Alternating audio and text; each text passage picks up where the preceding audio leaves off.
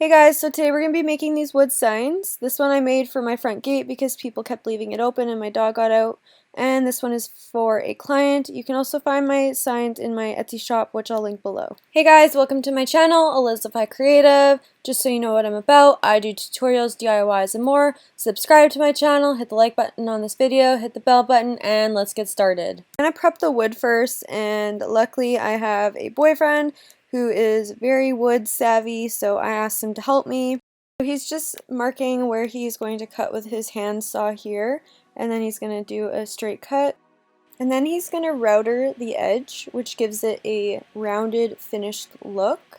I love this part of making my signs because it just gives it a nice, beautiful edge. So this is what it looks like after it's routered and before it's sanded.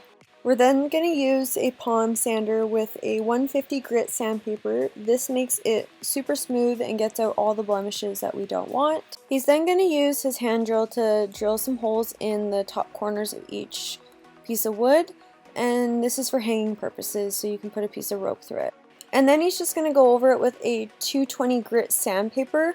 This gives the wood a very soft texture and just smooths everything out. And then he's going to sand the back just once to give it a smooth texture so it just feels finished. The edges get a sand as well. He's using the 220 grit still.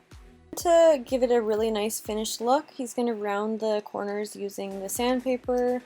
This looks amazing when it's finished. And after all that, he just takes some sandpaper and sands out the edges where it was routered to give it a finished, smooth look. This is what it looks like after it's all sanded and ready to go.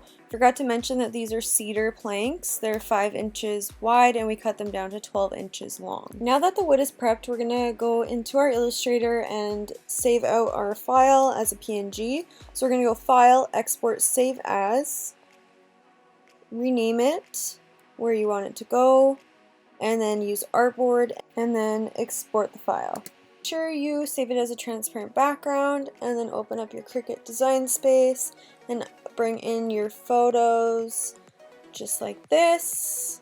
Find them and then click open when you're ready. And then I'm using a moderately complex, and then hit continue and then save it as a cut image and then bring it in to the artboard. I'm actually going to cut these together so I don't waste a bunch of vinyl, so I'm just adjusting it, and then I'm going to hit make it, and it's going to show me how much vinyl I actually need, and I'm going to hit continue, and then on my Cricut it'll show me these 2 buttons. I loaded the mat into my machine with the vinyl, and then these are the buttons on the side. Once that was done, I weeded my vinyl.